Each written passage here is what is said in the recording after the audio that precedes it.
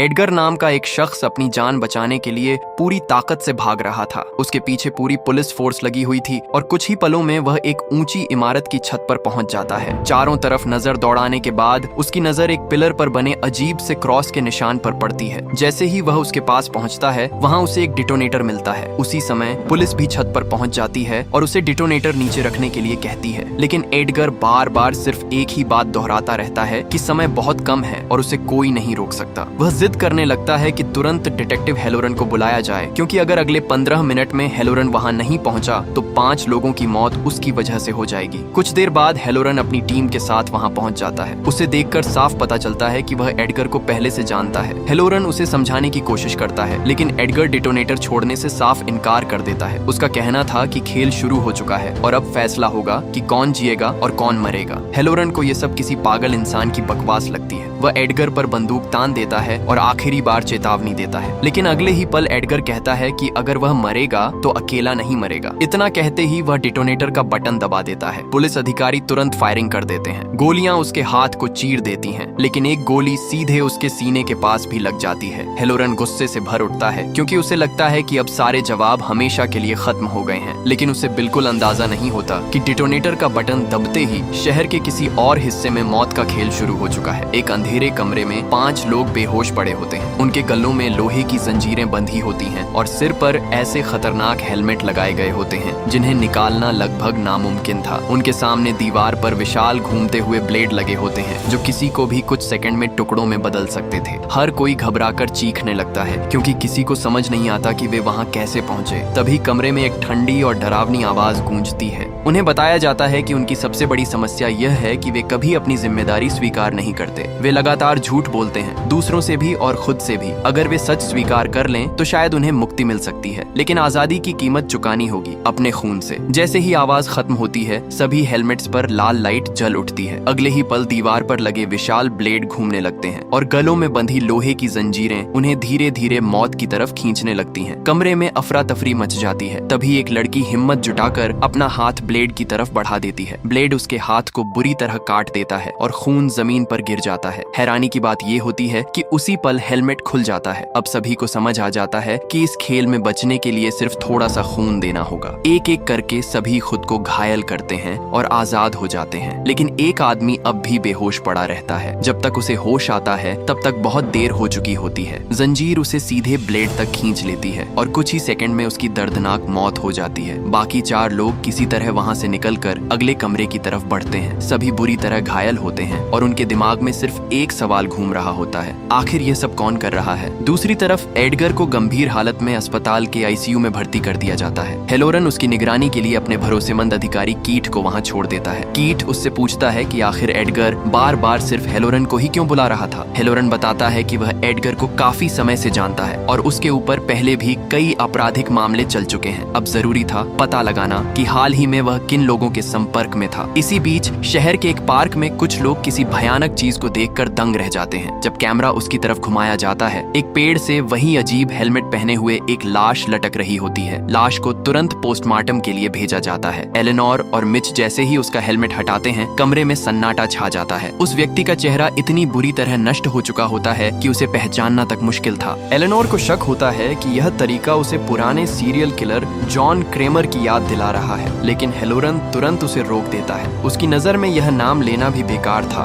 क्योंकि John Cramer को मरे हुए पूरे 10 साल हो चुके थे। तभी मिच को लाश के अंदर एक छोटी सी चिप मिलती है। जब वे उसे निकाल कर देखते हैं तो उस पर लिखा होता है, अभी 4 खिलाड़ी बाकी हैं। ये पढ़ते ही सभी के चेहरे का रंग उड़ जाता है। चिप को कंप्यूटर में लगाया जाता है और उसके अंदर से एक रिकॉर्डिंग चलने लगती है। रिकॉर्डिंग में वही खौफनाक संदेश सुनाई देता है कि खेल एक बार फिर शुरू हो चुका है। लेकिन सबसे डरावनी बात यह थी कि यह किसी आम इंसान की आवाज नहीं थी। यह आवाज जॉन क्रेमर की थी, उस आदमी की जो 10 साल पहले मर चुका था। अब यह मामला सिर्फ एक हत्या नहीं रह गया था। ऐसा लग रहा था जैसे अतीत खुद कब्र से निकलकर वापस लौट आया हो। उधर मौत के खेल में फंसे 4 लोग अपने जख्मों को संभालने की कोशिश कर रहे थे। टेरी का काफी खून बह चुका था और बाकी लोग उसकी मदद कर रहे थे, लेकिन किसी को समझ नहीं आ रहा था कि आखिर उनके साथ ये सब क्यों हो रहा है। तभी अंधेरे में उन्हें एक गुड़िया दिखाई देती है। वह धीरे धीरे उनकी तरफ बढ़ती है। उसके गले में एक संदेश लटका होता है, कन्फेस, अपना गुनाह गुनाह कबूल करो। अचानक गुड़िया अजीब आवाजें निकालने लगती है और उसी पल उनके गलों की जंजीरें फिर से कसने लगती हैं। सभी पूरी ताकत से खुद को बचाने की कोशिश करते हैं। तभी उनमें से जिम्मी कहता है कि अगर किसी को कोई गुनाह कबूल करना है तो जल्दी करे। मजबूरी में वे अपने अपने राज बताने लगते हैं। जेम्स स्वीकार करता है कि उसकी वजह से एक लड़के की मौत हुई थी। दूसरी महिला अपने अतीत की एक दर्दनाक सच्चाई सामने रखती है, लेकिन तभी जेम्स की नजर गुड़िया पर लगे छोटे से टेप रिकॉर्डर पर पड़ती है। जैसे ही वह उसे उठाता है, उससे जुड़ा एक पतला धागा टूट जाता है और उसी पल उनकी जंजीरें रुक जाती हैं। सभी राहत की सांस लेते हैं, लेकिन तभी उनमें से एक ऊपर देखता है और उसका खून जम जाता है, क्योंकि अब उसे समझ आ चुका था कि यह खेल अभी खत्म नहीं हुआ। इसके बाद जैसे ही जेम्स उस रिकॉर्डर को चलाता है, अचानक बिली के सामने 3 इंजेक्शन आकर गिरते हैं। तीनों पर अलग अलग नंबर लिखे होते हैं। तभी रिकॉर्डर से एक नई रिकॉर्डिंग चलने लगती है। आवाज बताती है कि इस कमरे में मौजूद लोगों में से एक ऐसा इंसान है जिसने कभी एक बीमार आदमी का पर्स चुराया था। उस आदमी को अस्थमा था और उसके पर्स में उसकी जान बचाने वाली दवा मौजूद थी, लेकिन चोर उसे मरने के लिए छोड़कर भाग गया। अब उसी इंसान का फैसला होना था। रिकॉर्डिंग में बताया जाता है कि जब वे सभी बेहोश थे, तब उस अपराधी को जहरीला इंजेक्शन लगा दिया गया था। उसके सामने रखे इन 3 इंजेक्शनों में से सिर्फ एक में इलाज मौजूद है, दूसरे में तेजाब है और तीसरे में वही जहर। अब उसे अपनी किस्मत खुद चुननी होगी। यह सुनते ही सभी लोग घबराकर अपने शरीर पर जहरीले इंजेक्शन के निशान तलाशने लगते हैं, लेकिन तभी उनकी नजर टेरी पर जाती है, जो बाकी लोगों की तरह परेशान नहीं दिखाई दे रही थी। जिम्मी तुरंत तीनों इंजेक्शन उसके सामने रख देता है। उसका कहना था कि अगर टेरी सही इंजेक्शन चुन लेती है तो शायद वे सभी बच सकते हैं, लेकिन टेरी बुरी तरह डर चुकी थी। वह लगातार इंजेक्शन लगाने से मना करती रहती है। धीरे धीरे जिम्मी का गुस्सा बढ़ने लगता है, लेकिन टेरी अपनी बात पर अड़ी रहती है। तभी अचानक एक बार फिर उनकी गर्दनों में बंधी जंजीरें कसने लगती हैं। इस बार वे सभी हवा में उठने लगते हैं। उनका दम घुटने लगता है और मौत कुछ ही कदम दूर दिखाई देने लगती है। आखिरी क्षण में जिम्मी अपना आपा खो देता है और तीनों इंजेक्शन एक साथ टेरी को लगा देता है। अगले ही पल बाकी सभी लोगों की जंजीरें खुल जाती हैं और वे नीचे गिर पड़ते हैं, लेकिन टेरी की किस्मत खत्म हो चुकी थी। कुछ ही सेकंड में उसका शरीर तड़पने लगता है और वह दर्दनाक मौत का शिकार हो जाती है। टेरी की मौत के बाद एना जिम्मी पर भड़क उठती है। उसे लगता है कि उसने जल्दबाजी में एक इंसान की जान ले ली, लेकिन जेम्स बीच में आकर दोनों को शांत करता है। उसका कहना था कि अगर वे आपस में लड़ते रहे तो कभी इस जगह से जिंदा नहीं निकल पाएंगे। उधर दूसरी तरफ पुलिस की जांच भी तेजी से आगे बढ़ रही थी। हेलोरन को यह पुष्टि मिल जाती है कि रिकॉर्डिंग में सुनाई देने वाली आवाज सचमुच जॉन क्रेमर की ही थी, लेकिन यही बात सबसे बड़ा रहस्य बन चुकी थी, क्योंकि जॉन क्रेमर को मरे हुए पूरे 10 साल हो चुके थे। उधर मौत के खेल में बचे तीनों लोग अगले कमरे में पहुंचते हैं। जैसे ही वे अंदर आते हैं, पीछे का दरवाजा अपने आप बंद हो जाता है। सभी बुरी तरह घबरा जाते हैं। जिम्मी तुरंत वहां से निकलने की कोशिश करता है, लेकिन जेम्स उसे रोक देता है। उसे यकीन था कि अगर उन्होंने खेल के नियम तोड़े तो वे मारे जाएंगे, लेकिन जिम्मी उसकी बात नहीं सुनता। वह पास पड़े फावड़े से दरवाजे पर हमला करने लगता है और तभी कमरे का फर्श अचानक टूट जाता है। एक खतरनाक जाल सक्रिय हो जाता है। लोहे की पतली रस्सियां जिम्मी के पैर को जकड़ लेती हैं। जिम्मी दर्द से चीखने लगता है। एना और जेम्स उसकी मदद करने दौड़ते हैं। तभी उन्हें फर्श के अंदर एक हैंडल दिखाई देता है। जेम्स फावड़े से दूसरी तरफ की जमीन तोड़ता है, जहां उन्हें एक और रिकॉर्डर नजर आता है। दोनों उसे निकालने की कोशिश करते हैं, लेकिन उनकी एक छोटी सी गलती की वजह से जिम्मी के पैर पर बंधी रस्सी और ज्यादा कस जाती है। अब जिम्मी दर्द से तड़पने लगता है। काफी मेहनत के बाद जेम्स रिकॉर्डर निकालने में सफल हो जाता है। जैसे ही रिकॉर्डिंग चलाई जाती है, एक ठंडी आवाज सुनाई देती है। उन्हें याद दिलाया जाता है कि नियम तोड़ने की सजा हमेशा मिलती है। फिर बताया जाता है कि सामने लगे हैंडल को खींचते ही जिम्मी पूरी तरह आजाद हो जाएगा, लेकिन पूरी तरह आजाद शब्दों का असली मतलब कोई नहीं समझ पाता। तभी कमरे की लाइटें झपकने लगती हैं और सामने एक नया दरवाजा खुल जाता है। एना और जेम्स उसके अंदर जाते हैं। अंदर एक रिमोट धागे से लटका हुआ था। जेम्स उसे पकड़ नहीं पाता, इसलिए वह एना को ऊपर उठाता है, लेकिन जैसे ही एना रिमोट तक पहुंचती है, पीछे का दरवाजा अचानक बंद हो जाता है। कमरे की स्क्रीन पर फिर वही डरावनी गुड़िया दिखाई देती है। इस बार उन्हें बताया जाता है कि उन्होंने हमेशा दूसरों की परवाह करने के बजाय अपने बारे में सोचा है। अब उनकी जान सिर्फ एक आदमी बचा सकता है। जिम्मी अगर उस हैंडल को खींच दे तो एना और जेम्स आजाद हो सकते हैं। उधर जिम्मी के सामने स्क्रीन पर एना और जेम्स का लाइव वीडियो चलने लगता है और एना के कमरे में जिम्मी दिखाई देने लगता है। अगले ही पल उनके कमरे की छत से तेज रफ्तार में अनाज गिरना शुरू हो जाता है। कुछ ही सेकंड में पूरा कमरा भरने लगता है। एना और जेम्स घबरा कर चीखने लगते हैं। धीरे धीरे वे अनाज के नीचे दबते चले जाते हैं। जिम्मी यह सब अपनी आंखों के सामने देख रहा था। दोनों लगातार उससे हैंडल खींचने की गुहार लगाते रहते हैं। जिम्मी कोशिश करता है लेकिन डर और दर्द की वजह से फैसला नहीं ले पाता। देखते ही देखते एना और जेम्स पूरी तरह अनाज में दब जाते हैं। फिर अचानक अनाज गिरना बंद हो जाता है, लेकिन राहत सिर्फ कुछ सेकंड की थी, क्योंकि अगले ही पल ऊपर से चाकू, ब्लेड और नुकीले हथियार बरसने लगते हैं। एक बड़ा चाकू सीधे जेम्स के कंधे में जा धंसता है। अब साफ हो चुका था कि अगर जिम्मी ने जल्द फैसला नहीं लिया तो दोनों की मौत तय थी। आखिरकार जिम्मी अपनी पूरी हिम्मत जुटाता है, वह हैंडल खींच देता है और अगले ही पल उसके पैरों को जकड़े हुए जाल सक्रिय हो जाते हैं और उसके पैर के टुकड़े हो जाते हैं। लेकिन उसकी कुर्बानी बेकार नहीं जाती। एना और जेम्स जिंदा बाहर निकल आते हैं। दूसरी तरफ जांच के दौरान मिच और एलेनोर को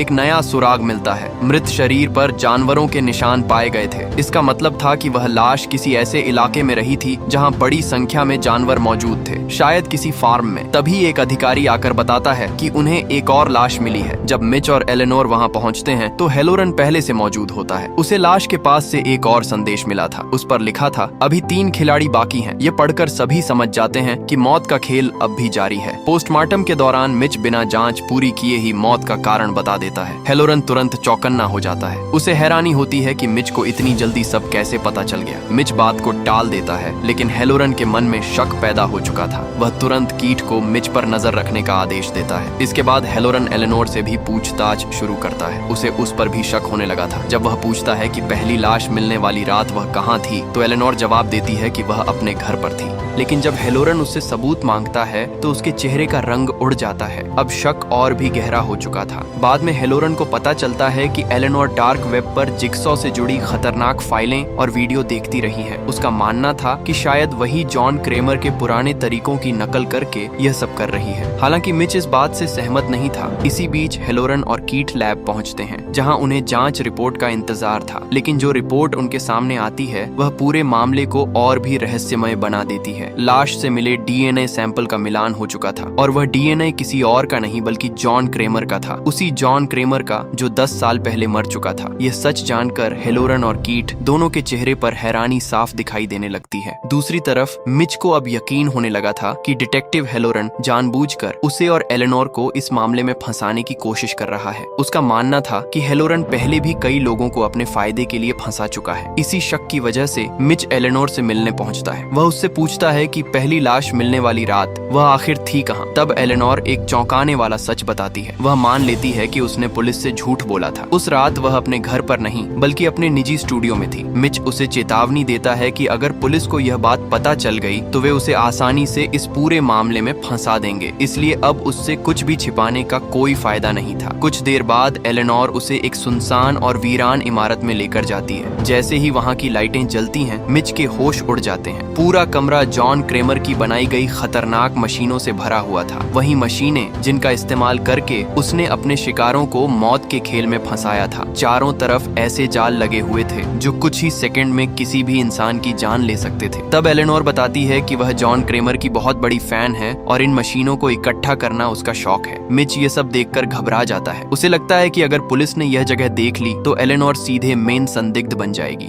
लेकिन उन्हें यह नहीं पता था कि कोई और भी उनका पीछा करते हुए वहां तक पहुंच चुका है। वह था कीट। वह छिपकर दोनों की तस्वीरें खींच लेता है और तुरंत वहां से निकल जाता है। उधर मौत के खेल में जिम्मी बेहोश पड़ा हुआ था। एना उसकी सांसें जांचती है और राहत की बात यह थी कि वह अभी भी जिंदा था। तभी जेम्स को एक और रिकॉर्डर दिखाई देता है। इस बार उस पर सिर्फ उसका नाम लिखा हुआ था। जैसे ही वह रिकॉर्डिंग चलाता है, अचानक उसके जाल सक्रिय हो जाता है और वह हवा में लटक जाता है। फिर वही खौफनाक आवाज सुनाई देती है। उसे याद दिलाया जाता है कि उसने सिर्फ एक खराब मोटरसाइकिल नहीं बेची थी, उसने जानबूझकर उसके ब्रेक की खराबी छिपाई थी। उसी धोखे की वजह से एक युवक की जान चली गई थी। अब जेम्स को अपने अपराध की कीमत चुकानी थी। उसके नीचे एक विशाल मशीन लगी हुई थी जिसके अंदर धारदार ब्लेड लगे हुए थे। नियम बेहद आसान था। अगर वह समय रहते मशीन के अंदर लगे ब्रेक को दबा देता तो उसकी जान बच सकती थी, लेकिन अगर वह असफल रहा तो मशीन उसे टुकड़ों में बदल देती। अगले ही पल मशीन चालू हो जाती है और जेम्स धीरे धीरे उसकी तरफ खींचने लगता है। एना पूरी कोशिश करती है उसे बचाने की। वह किसी तरह ऊपर चढ़कर मशीन के अंदर एक लोहे की रॉड फंसा देती है। कुछ सेकंड के लिए मशीन रुक जाती है। जेम्स राहत की सांस लेता है, लेकिन यह राहत ज्यादा देर नहीं टिकती। अचानक रॉड अपनी जगह से निकल जाती है और अगले ही पल मशीन पूरी ताकत से चल पड़ती है। जेम्स की दर्दनाक चीख पूरे कमरे में गूंज उठती करती है। कुछ ही सेकंड में उसका शरीर मशीन के अंदर खींच जाता है और उसके टुकड़े टुकड़े हो जाते हैं। अब इस खेल में सिर्फ 2 लोग बचे थे। दूसरी तरफ एक और हैरान कर देने वाली घटना घट चुकी थी। अस्पताल से एडगर का अपहरण हो गया था। यह खबर सुनते ही हेलोरन आग बबूला हो जाता है। तभी उसे कीट का फोन आता है। कीट एक बेहद चौंकाने वाली जगह पर मौजूद था। वह जॉन क्रेमर की कब्र खुदवा रहा था। कुछ ही देर में उसका ताबूत बाहर निकाला जाता है। सभी लोग सांस रोके उसे खुलते हुए देखते हैं, लेकिन जैसे ही ताबूत खुलता है सबके चेहरे का रंग उड़ जाता है, क्योंकि उसके अंदर जॉन क्रेमर की लाश नहीं थी, वहाँ एडगर की लाश रखी हुई थी। अब मामला पहले से कहीं ज्यादा रहस्यमय बन चुका था। इसके तुरंत बाद हेलोरन और कीट पूरी टीम के साथ एलेनोर के स्टूडियो पहुंचते हैं। पूरी जगह की तलाशी शुरू कर दी जाती है। तभी हेलोरन की नजर दीवार पर बने खून के निशानों पर पड़ती है। वह पास जाकर जांच करता है और उसे एक छिपा हुआ दरवाजा दिखाई देता है। जैसे ही वह उसे खोलता है उसके सामने एक भयानक दृश्य आ जाता है। जेम्स की कटी फटी लाश वहाँ लटक रही होती है। उसके शरीर पर एक नोट चिपका हुआ था जिस पर लिखा था, अभी 2 खिलाड़ी बाकी हैं। अब यह साफ था कि खेल अपने अंतिम चरण में पहुंच चुका था। इसी बीच कीट को आदेश दिया जाता है कि वह मिच को गिरफ्तार करे, लेकिन मिच साफ इनकार कर देता है कि उसका इस मामले से कोई लेना देना नहीं है। मिच का कहना था कि कोई उन्हें जानबूझकर फंसा रहा है। फिर वह एक ऐसा आरोप लगाता है जिसे सुनकर कीट भी हैरान रह जाता है। मिच का कहना था कि असली संदिग्ध हेलोरन है। वह बताता है कि जब एडगर ने डिटोनेटर दबाया था तब सभी अधिकारियों ने उसके हाथ पर गोलियां चलाई थी, लेकिन उसके सीने के पास लगी गोली सिर्फ हेलोरन की बंदूक से आई हो सकती थी। मिच को यकीन था कि हेलोरन नहीं चाहता था कि एडगर जिंदा बचे। शुरुआत में कीट को यह बात अजीब लगती है, लेकिन हेलोरन के भ्रष्टाचार से जुड़े पुराने मामलों को याद करके उसका शक बढ़ने लगता है। दोनों तुरंत एडगर की लाश की दोबारा जांच करते हैं। जब गोली का मिलान किया जाता है तो सच्चाई सामने आ जाती है। एडगर के सीने में लगी गोली सचमुच हेलोरन की सर्विस गन से चलाई गई थी। अब कीट का शक यकीन में बदल चुका था। उधर मिच घर पहुंचकर एलेनोर को फोन करने की कोशिश करता है, लेकिन जैसे ही वह पीछे मुड़ता है एलेनोर उसके सामने खड़ी दिखाई देती है। वह बुरी तरह घबराई हुई थी। उसका कहना था कि उसे बिल्कुल नहीं पता कि जेम्स की लाश उसके स्टूडियो तक कैसे पहुंची। मिच उसे बताता है कि अब पुलिस का शक धीरे धीरे हेलोरन की तरफ बढ़ रहा है, लेकिन एलेनोर के पास इससे भी बड़ी खबर थी। उसने आखिरकार वह फार्म ढूंढ लिया था जहां यह पूरा मौत का खेल खेला जा रहा था। मिच तुरंत पुलिस को सूचना देने की बात करता है, लेकिन एलेनोर साफ मना कर देती है। जॉन क्रेमर के प्रति उसकी दीवानगी अब भी खत्म नहीं हुई थी। वह अपनी आंखों से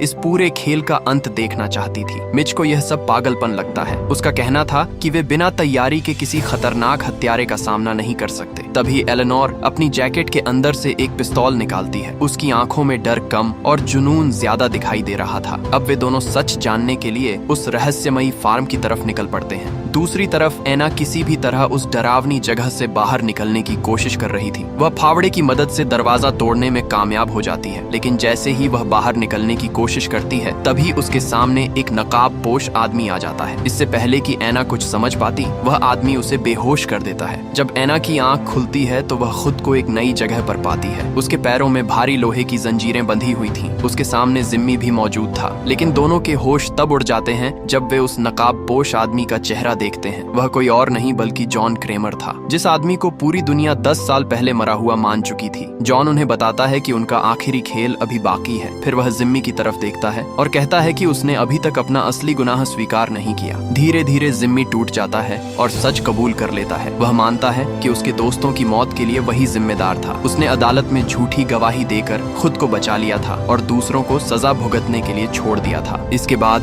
जॉन एना की तरफ मुड़ता है। वह उसे भी सच स्वीकार करने के लिए कहता है, लेकिन एना अब भी अपने झूठ पर अड़ी रहती है। वह बार बार यही कहती है कि उसके बच्चे की मौत के लिए उसका पति जिम्मेदार था। तभी जॉन उसके अतीत का सबसे भयानक सच सामने रख देता है। वह बताता है कि एना अपने बच्चे से परेशान हो चुकी थी। एक रात जब बच्चा लगातार रो रहा था तो उसने उसे अपने पति के पास लिटा दिया। बाद में उसके पति ने नींद में करवट बदली और बच्चा उसके नीचे दब गया। दम घुटने से उसकी मौत हो गई। इस घटना के बाद पुलिस ने उसके पति को गिरफ्तार कर लिया। बेगुनाह होते हुए भी उसने जेल में आत्महत्या कर ली। एना यह सुनकर पूरी तरह टूट जाती है। फिर जॉन बताता है कि वह यह सब क्यों कर रहा है। वह कहता है कि एक डॉक्टर की लापरवाही की वजह से उसकी जिंदगी बदल गई थी। कैंसर की रिपोर्ट में हुई गलती के कारण उसे अपनी मौत का सामना बहुत पहले करना पड़ा। यही वह वजह थी जिसने उसे लोगों को उनके कर्मों का सामना करवाने के रास्ते पर डाल दिया। इसके बाद जॉन उनके सामने एक शॉटगन रखता है। उसमें सिर्फ एक गोली थी, लेकिन वह कोई साधारण गोली नहीं थी। जॉन उन्हें बताता है कि यही गोली उनकी आजादी की चाबी है। इतना कहकर वह वहां से चला जाता है। उधर दूसरी तरफ कीट हेलोरन के घर पहुंच चुका था। वहां उसे कई ऐसे सबूत मिलते हैं जो हाल ही में हुई हत्याओं से जुड़े हुए थे। अब उसका शक लगभग यकीन में बदल चुका था। इसी दौरान एलेनोर और मिच भी उस फार्म पर पहुंच जाते हैं जहां यह पूरा मौत का खेल खेला जा रहा था। उन्हें पता नहीं था कि हेलोरन भी उनका पीछा करते हुए वहीं तक पहुंच चुका है। कीट लगातार हेलोरन को फोन कर रहा था, लेकिन हेलोरन हर बार उसका कॉल काट देता है। फार्म के अंदर पहुंचकर मिच और एलेनोर चारों तरफ जांच शुरू करते हैं। ये वही जगह थी जहां शुरू से ये खौफनाक खेल चल रहा था। उन्हें वे हेलमेट भी मिल जाते हैं जिनका इस्तेमाल पहले गेम में किया गया था। लेकिन हैरानी की बात यह थी कि एलेनोर के चेहरे पर डर का नामो निशान नहीं था।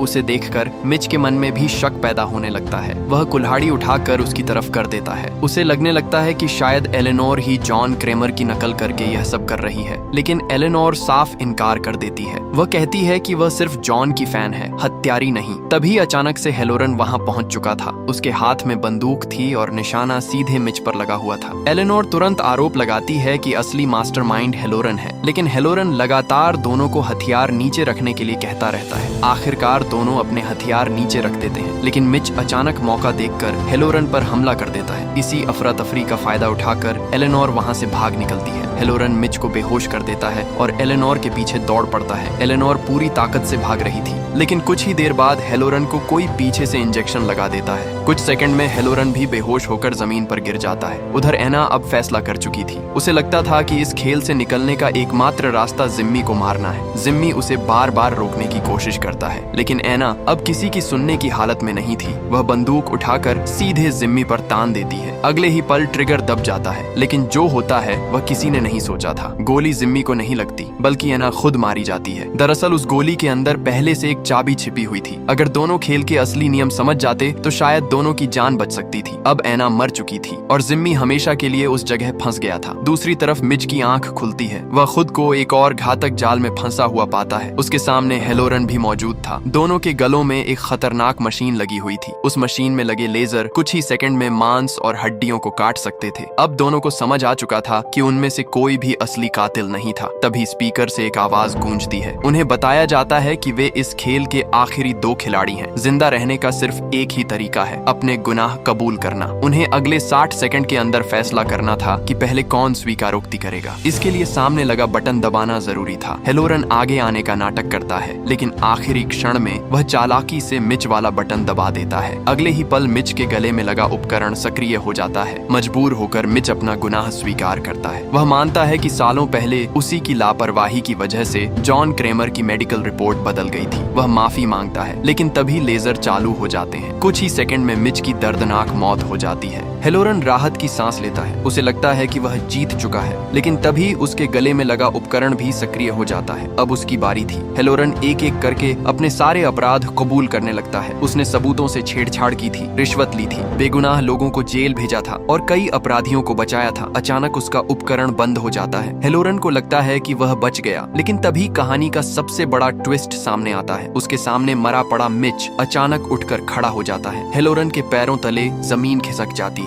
दरअसल यह सब पहले से मिच की योजना का हिस्सा था। उसने अपनी मौत का नाटक किया था और हेलोरन की पूरी कन्फेस रिकॉर्ड कर ली थी। अब हेलोरन अपने ही जुर्मों के जाल में फंस चुका था। इसके बाद मिच पूरा सच बताता है। 10 साल पहले जॉन क्रेमर के एक खेल में वह खुद भी शामिल था। उसकी गलती सिर्फ लापरवाही थी, इसलिए जॉन ने उसे दूसरा मौका दिया था। उस दिन के बाद मिच की जिंदगी हमेशा के लिए बदल गई, लेकिन सालों बाद उसकी पत्नी की हत्या हो गई और उस हत्या का जिम्मेदार एडगर था। वही एडगर जो हेलोरन का मुखबिर बनकर खुलेआम घूम रहा था। हेलोरन ने उसे बचाया था और यही वह बात थी जिसने मिच को बदले की राह पर ला खड़ा किया। मिच ने जॉन के पुराने खेल को दोबारा बनाया, लेकिन इस बार उसने 5 नहीं बल्कि 6 खिलाड़ियों को चुना। वह जानना चाहता था कि क्या वह भी जॉन क्रेमर की तरह लोगों को उनके अपराधों का सामना करवा सकता है। अब हेलोरन के पास कोई बहाना नहीं बचा था। वह मिच से अपनी जान की भीख मांगने लगता है, लेकिन मिच उससे सिर्फ एक सवाल पूछता है, क्या वह उसकी पत्नी को वापस ला सकता है? हेलोरन के पास कोई जवाब नहीं होता। अगले ही पल मिच लेजर सिस्टम सक्रिय कर देता है। हेलोरन दर्द से चीख उठता है। कुछ ही सेकंड में उसका अंत हो जाता है और इसी के साथ जिगसॉ का यह खौफनाक खेल हमेशा के लिए खत्म हो जाता है।